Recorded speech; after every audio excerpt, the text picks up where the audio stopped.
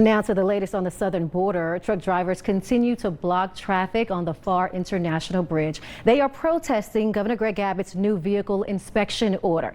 This bridge connects Pharr and Reynosa. It is the busiest trade crossing in the Rio Grande Valley. A school district along the coastal bend is facing a massive teacher shortage. Crystal Dominguez explains how they're now teaming up with the Mexican government to bring more educators to Texas. As always, we want to thank you for spending part of your afternoon with us here on Spectrum News 1. It really is our privilege to provide you with exclusive, unbiased news reporting from communities across the state. And we do want to hear from you, so be sure to download that Spectrum News 1 app and connect with us. And you may need that app because we are tracking some severe weather. Megan, I know that's something you've been looking into. Yes. Title 42 is in limbo while the Supreme Court takes up the Remain in Mexico policy. Now, Title 42 allows the government to expel migrants in the name of public health. With COVID cases dropping, the Biden administration had planned to end it next month. That is until a federal judge blocked the plan last night. Right now, a massive manhunt is underway in New York City for a suspect who police say set off a smoke bomb and opened fire in a subway car during rush hour this morning. At least 16 people were injured in that subway attack. 10 were shot. 5 of them are listed in critical but stable condition. The U.S. also announced that it's sending more aid to Ukraine. More than 4.5 million people have fled the country since the start of the war. Olivia Levada spoke with a Ukrainian immigrant now living in Texas who says she is experiencing survivor's guilt as she watches attacks continue in her home country. South by Southwest is back and in person for the first time since 2019.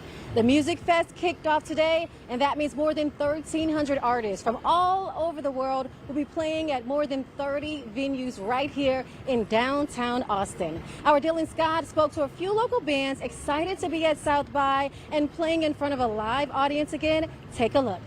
I am standing here with singer, songwriter, and Texas native Jake Lloyd, who is performing during South by. Thanks for taking this moment to speak with us. Now, describe your music, because I know you blend genres. A little hip hop, a little R&B, a little alternative rock. Definitely. I would call it real eclectic. Now, I don't normally do this, but I'd like to give you my microphone. If you would bless us with a little something, a little sample, a little daily interlude. Can you do that? I think I can do that. Take it away. Woke up this morning, hating myself. I hated the way I looked, the way I thought, and the way I felt. COVID restrictions are loosening across the country as case counts continue to fall. But a very different scenario is playing out in other parts of the world. In China, Beijing residents are flooding local stores, buying as many supplies as they can. Texas A&M Chief Virologist Dr. Ben Newman is back with us with more on the situation in China and beyond. Dr. Newman, great to have you back with us.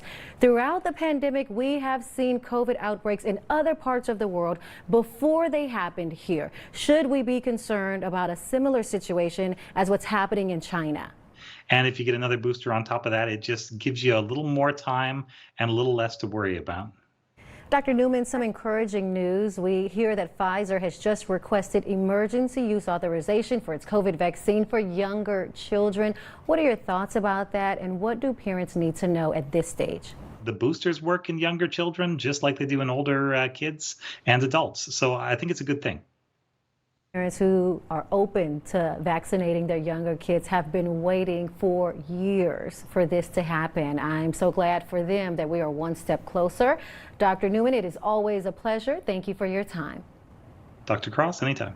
We have a number of girls who watch our newscast as well. Any advice for young girls? Well, I mean, I think it has so much to do with the theme of our book, Find Your Sisterhood. Yeah. It might be your sister, it might be your neighbor, it might be your school friend, it might be someone else, but find someone that makes you feel great about yourself. Finish this statement for me. Texas women are. Can we cuss? I know. Bad. I was going to have a sissy moment. Bad to the bone. Time for some entertainment, and as you can see, We're talking our music host today. with the most, Jordan Hicks, is oh so ready. What is he ready for? Some Jolene. Oh, well, why are you giving it away? Look, it is official. It's been a couple of weeks, and it was a little bit of like, is she, Back will and she, forth, will little she back and not? forth. But it is official today. Dolly Parton is headed to the Rock and Roll Hall of Fame. Who else is relevant? Dolly Parton. Our chief meteorologist, Burton Fitzsimmons, because he is tracking some important weather news. What do you have to share with us, Burton? But I gotta say, I love Dolly too. What's your favorite song? I was What's your thinking favorite of The song? Rose for Mom coming up on Mother's Day weekend. Love The Rose.